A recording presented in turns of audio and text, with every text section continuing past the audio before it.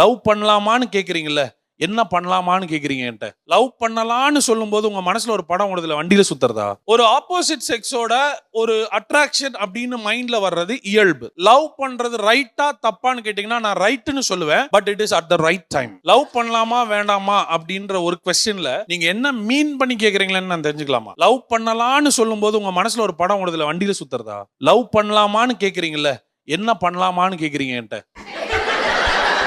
அப்ப அந்த இடத்துல கல்யாணம் பண்ணலாமான்னு நீங்க கேட்டிருக்கணும், லவ் பண்ணலாமான்னு கேட்டிருக்க கூடாது. இது வந்து கல்ச்சரல் ப்ராப்ளமா இருக்கு. நம்ம ஊர்ல என்னன்னா, சினிமா பார்த்துட்டோம், சீரியல் பார்த்துட்டோம், நம்ம கண்ணுக்கு முன்னாடி சில பேருங்க சுத்துறத நம்ம பார்த்துட்டோம். இத பார்க்கும்போது நமக்குள்ள ஒரு ஆசை வந்து, நம்ம கூட இப்படி ஒரு புள்ள இருந்தா, நம்ம கூட இப்படி ஒரு பையன் இருந்தா நல்லா இருக்குமே அப்படின்ற எண்ணம் தான் லவ்வாவே தொடங்குது. சரிங்களா? ஒரு ஆப்போசிட் செக்ஸோட ஒரு அட்ராக்ஷன் அப்படின்னு மைண்ட்ல வர்றது இயல்பு. ஃபர்ஸ்ட் திங் உங்களுக்கு நான் சொல்றேன், லவ் பண்றது ரைட்டா தப்பான்னு கேட்டீங்கன்னா நான் ரைட்னு சொல்லுவேன். But it is at the right time. ஓகேவா?